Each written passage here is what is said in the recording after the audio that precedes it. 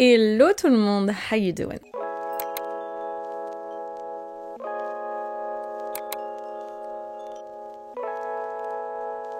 Je vous retrouve aujourd'hui pour une vidéo que j'ai vraiment hâte de faire, même si je sens que ça va être un petit peu catastrophique. Je pense que vous avez vu passer la trend actuellement sur les réseaux sociaux, ça a commencé sur TikTok, comme d'habitude. Et c'est un petit peu en train de s'éparpiller sur Instagram et sur YouTube. En gros, ça consiste à faire votre maquillage que vous faisiez en 2016-2017 versus celui que vous faites aujourd'hui, et on va faire un côté du visage pour l'un, un côté du visage pour l'autre. Je trouve le concept super drôle, j'ai vraiment hâte de voir les différences, même si je sais qu'il y en aura quand même pas mal, et heureusement parce que ça fait un paquet d'années quand même, et si je vais pas évoluer, je m'inquiéterais un petit peu. Comme vous pouvez le voir, je n'ai absolument rien sur mes sourcils parce que c'est là qu'on va commencer, et je pense que là, la différence, elle va être flagrante, parce qu'évidemment, ce que je fais aujourd'hui, ça existait pas à l'époque, c'était pas une technique qui était connue, on faisait pas ça, on faisait pas le lift brow, là, le brow lift, j'ai changé le nom.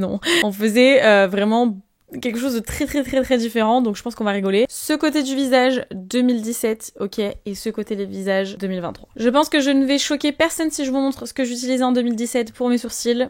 Le Deep Brow Pomade de chez Anastasia Beverly Hills. Là, j'ai la teinte Medium Brown. Il me semble que j'avais une teinte plus foncée que ça. Il est un peu sec aussi, surtout. Écoutez, c'est pas grave, je vais mettre un petit peu de ce produit de chez Made by Mitchell. C'est le Swirl Solution. Normalement, ça va permettre de le rendre un peu plus liquide, un poil moins sec. Et donc, oui, en 2017, on avait le Deep Brow. C'était the truc à avoir et the truc à utiliser. On va utiliser le Brow Line de chez Zoeva. J'essaye, tant bien que mal, de raviver le produit. Encore une fois, on en avait pas besoin de beaucoup, mais là, je suis obligée d'un petit peu mélanger tout ça. Ok. Ça marche, hein, ce truc. Ça fait 1000 ans que j'ai pas utilisé ce produit. Je sais même pas comment on l'utilise. Enfin, je sais plus comment on l'utilise, vraiment. Oh my god. Et alors, littéralement, je faisais tout le contour de mes sourcils, en fait, avec. Voilà, je faisais ça. Après, je faisais des petits poils, là.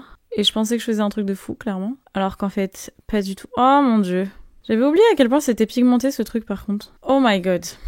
Oh non, quelle horreur. Je sais plus du tout l'utiliser, vraiment plus. En plus qu'on se le dit, c'est pas du tout la bonne teinte. Évidemment, vous voyez que c'est un petit peu bavé, donc je prenais mon anti-cerne et je venais nettoyer le dessous de mon sourcil. Et bien entendu, je nettoyais le dessus également, hein, pour bien faire une barre comme ça. Sinon, c'est pas marrant. Et alors, en général, par-dessus, je mettais un gel à sourcils. Alors, normalement, je mettais celui de chez Benefit, mais je l'ai pas sous la main, là, donc je vais prendre celui de chez Kylie Cosmetics, le Kai Brow. Et juste, je passe un petit coup de gel, quoi. C'est pas terrible, hein, mais je vous jure qu'à l'époque, c'était hype. On passe à l'autre côté, maintenant. Là, ça va être un peu mieux. Je vais utiliser mon Refi Brow Sculpt, bien évidemment. Déjà là, la différence, elle est abusée. Je laisse un tout petit peu sécher. Ensuite, avec l'autre côté, je vais venir les aplatir un petit peu, les poils. Parce que j'ai dit les, mais je parle de mes poils. Et ensuite, je vais prendre un petit crayon et je vais juste passer en dessous. Et je termine avec un feutre à sourcils. Je vous avoue que c'est bazar là dehors, entre les manifestations et mes voisins qui font des travaux, parce que ça y est, il y a 3 pètes de soleil. C'est insupportable. Bon, voilà la différence. Pas de commentaires, non, je pense que ça se passe de commentaires. Ensuite, pour la base, eh bien, c'est simple, de ce côté-là, j'en mettais pas. Donc, comme ça, c'est réglé. De ce côté, je commence à en utiliser tous les jours, maintenant. Et je vais utiliser, je pense, aujourd'hui, la ELF, ELF, Power Grip. Pas besoin de beaucoup, hein, il y a que ce côté-là, du coup. Ça va devenir encore plus intéressant, vous allez voir. De ce côté-là, j'utilisais beaucoup de fond de teint assez couvrant, hein, on va pas se mentir. Donc, je vais utiliser le Huda Beauty, aujourd'hui. C'est le faux filter Luminous Matte, je pense que j'ai pas besoin de vous le présenter. Et c'est la teinte 130G que je vais utiliser aujourd'hui.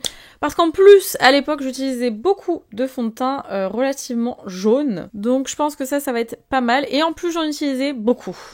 Et alors, à l'époque, je n'utilisais absolument pas de pinceau pour appliquer mon fond de teint, j'utilisais que mon éponge, donc c'est ce qu'on va faire, j'en mettais vraiment comme ça, et après j'allais directement avec mon éponge sur mon teint. Donc au final, j'utilisais un fond de teint très couvrant, mais vu que je l'appliquais avec mon éponge, voilà, on va dire que ça réduisait un petit peu la couvrance, et c'était pas si gênant que ça d'utiliser un fond de teint très couvrant, mais j'avais oublié à quel point celui-ci, il était couvrant. Pénaise, ok, Ah, les sourcils, je peux plus là. Oh, c'est plus possible. Pour ce côté-là, j'utilise aujourd'hui des fonds de teint un peu moins couvrants, plus fluide, plus naturel entre grosses guillemets. Et c'est aussi beaucoup parce que c'est ce qui se fait de plus en plus sur le marché. Donc je vais utiliser ma CC crème de chez It Cosmetics que j'ai dans la teinte fer, bien évidemment. Et aujourd'hui j'utilise beaucoup plus des pinceaux pour appliquer mes fonds de teint et mes produits teints en règle générale. J'aime bien, donc c'est ce que je fais en ce moment. Après bon, ça change régulièrement sur ce point-là. Donc là j'utilise un pinceau de chez It Cosmetics, c'est le Heavenly Luxe Complexion Perfection. J'estompe avec mon éponge quand même.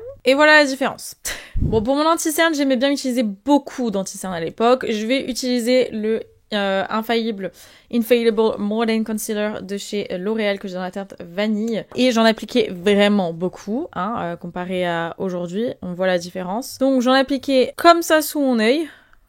Oh punaise. Feels wrong already. J'en ai appliqué sur le côté comme ça. J'en ai appliqué sur mon menton comme ça, alors que j'en avais pas spécialement besoin. Et comme ça, évidemment, pour illuminer, vous avez connu. Vous avez connu. Je vais le laisser sécher un petit peu parce que c'est ce que je faisais à l'époque. Et de l'autre côté, je vais utiliser un autre anti-cerne. Bon, normalement, j'utiliserai le Huda. Je trouve pas, il est dans un sac, je pense. Donc, je vais prendre le NARS Radiant Creamy Concealer dans la teinte Vanilla que j'utilise beaucoup en ce moment. Je sais pas, je l'ai redécouvert. Et alors, évidemment, là, on n'est pas sur la même quantité d'anti-cerne ni la même disposition. Et ensuite, bien entendu, on va venir estomper. Alors, tout cet anti-cerne, j'ai littéralement vidé une bouteille entière sur mon visage, mais... Oh là là, pourquoi je faisais ça? Pourquoi? C'est la question que l'on se pose. Littéralement, que tout le monde se pose. Pinaise. Ok. Bon, bah voilà. Tu m'étonnes après que ça allait dans les plis. Bon, de l'autre côté, ça va être un peu mieux, je pense. Largement mieux, on est d'accord. Ah, ça me dégoûte. De ce côté, je faisais du baking, bien sûr, comme si on n'avait pas déjà assez de matière, Voilà. Je vais prendre la poudre de chez Pat McGrath Light 1, et alors on y va, quoi. On bake. Je bakais avec une éponge là, mais j'en ai pas une qui est propre sous la main. Donc on va faire avec ma houppette, ça revient au même. Ça m'assèche au-dessous de l'œil là, c'est catastrophique. Punaise. Pour le côté qui est ici, je vais prendre ma poudre Airbrush Brightening avec ma petite houppette. Bah je vais juste poudrer mon dessous de l'œil, on va pas faire de baking. Voilà. C'est en train de me dessécher le sous de l'œil, c'est horrible, je le sens. Oh! Je vais poudrer légèrement le reste de mon teint de ce côté-là, plus en zone T et le front qu'autre chose. Et un petit peu ma paupière. Bon, quelque chose qui a pas changé par contre, c'est que je mets toujours un repulpeur sur mes lèvres quand je maquille mes yeux avant de terminer mon maquillage. Comme ça, au moment où je passe sur les lèvres, et elles sont bien hydratées et repulpées. Donc là, j'utilise le Lip Injection Maximum Plump de chez Too Faced. On va passer aux yeux. Je vais prendre la New Mood palette de chez Beauty Bay. Et en fait, du côté 2017, je faisais pas des looks très très compliqués. J'essayais de temps en temps, mais au final, ça se résumait très souvent à genre 3 fards. Et c'était plutôt coloré quand même, les 3 quarts du temps. Donc je vais prendre la teinte Grateful qui est juste ici. Je vais l'appliquer donc dans mon creux de paupière. Pas que je me trompe de côté là. Je vous jure là c'est une catastrophe. Il y a trop de produits, il y a trop. Voilà, alors j'ai appliqué ça très grossièrement dans mon creux de paupière à chaque fois. Je vais appliquer ensuite par-dessus, toujours dans mon creux de paupière, mais je vais prendre un pinceau un peu plus fluffy. Je vais prendre la couleur Tender qui est un tout petit peu colorée. Bah pareil, je vais la mettre en fait par-dessus le premier fard qu'on a mis.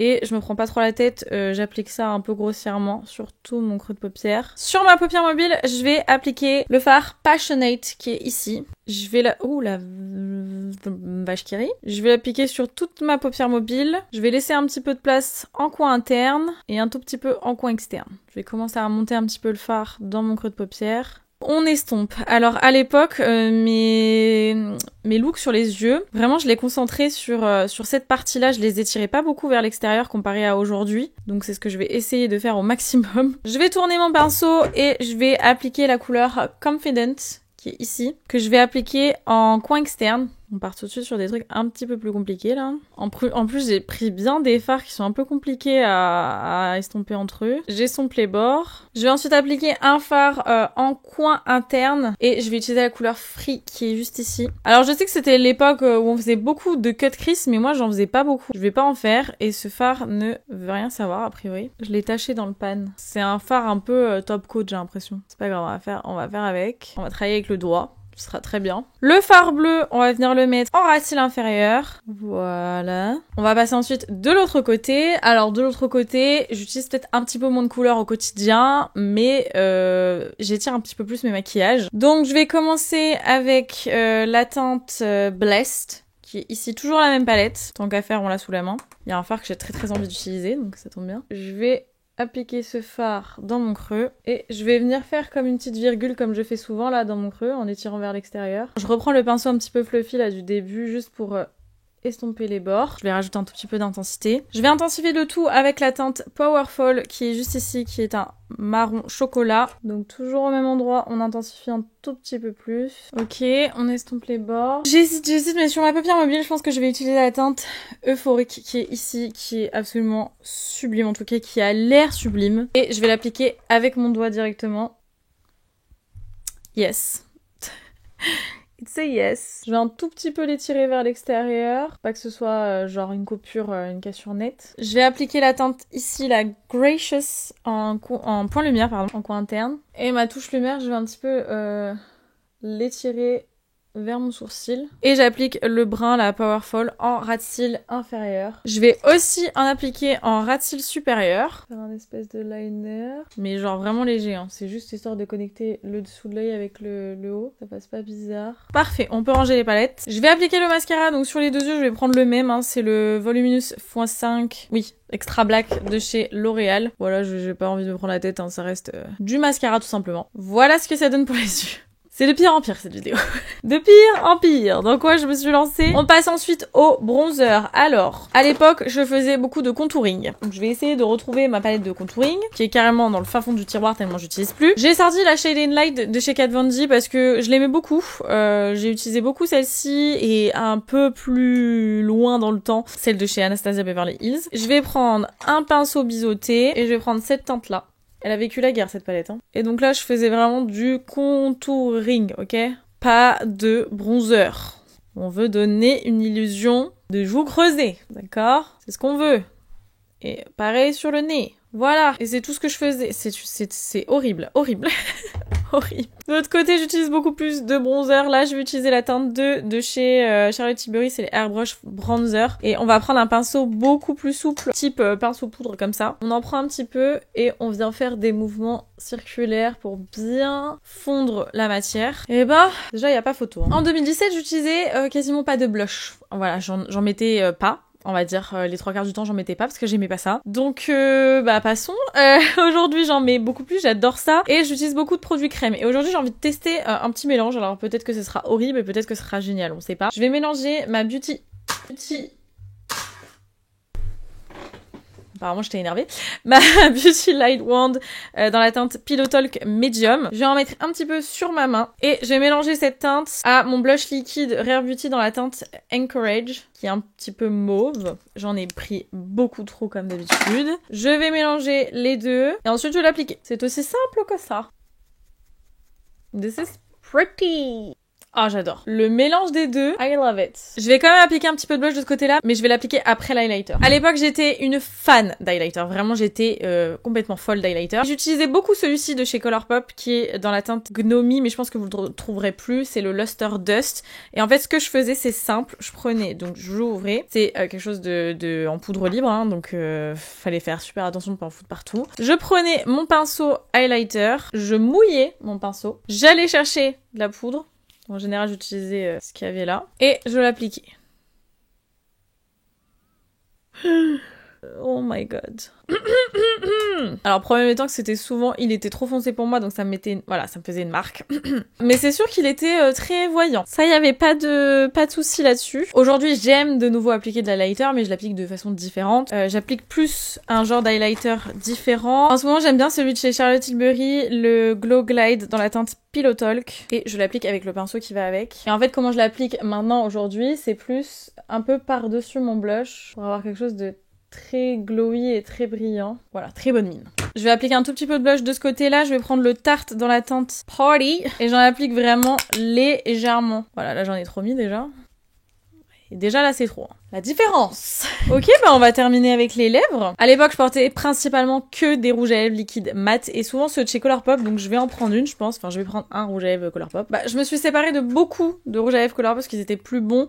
Avec le look que j'ai fait, je vais prendre ce nude de chez Anastasia Beverly Hills. Je suis pas sûre qu'ils soient encore dispo non plus. C'est la teinte On Mute. C'est très compliqué de trouver une teinte là qui va aller avec ce que j'ai mis sur les yeux. Et ça devrait aller, c'est un nude. Et j'ai utilisé pas de crayon à lèvres, rien. Juste ce rouge à lèvres. Aujourd'hui, heureusement, c'est un petit peu plus travaillé. Là, bien entendu, je vais prendre le crayon à lèvres Charlotte Tilbury dans la teinte Iconic Nude. Comme d'habitude, je vais faire le contour de mes lèvres avec. Je remplis un tout petit peu avec. Et en ce moment, j'aime bien faire le combo avec le Pillow Talk, toujours de chez Charlotte Tilbury. Et j'aime trop le combo des deux. Voilà, après je porte beaucoup de gloss, mais je vais pas en... Ah si, attendez, je peux en mettre un par-dessus. On va prendre le On the Dance Floor des gloss Beam Disco de chez Made by Mitchell. Et voilà. Bon bah la différence part d'elle-même. Dites-moi dans les commentaires quel team vous êtes, si vous êtes team 2017 ou si vous êtes team 2023. Moi personnellement je reste de ce côté, hein. J'ai du mal avec celui-ci. Dites-moi aussi si vous vous maquillez comme ça à l'époque, si vous faites partie aussi des gens qui se maquillaient comme ça en 2017. Dites-moi dans les commentaires. Si vous avez aimé la vidéo, n'hésitez pas à la liker, ça m'aide beaucoup. Merci beaucoup pour votre soutien. Et puis bah moi je vais aller me démaquiller et je vous donne rendez-vous très vite pour une prochaine vidéo. Je vous fais plein de bisous.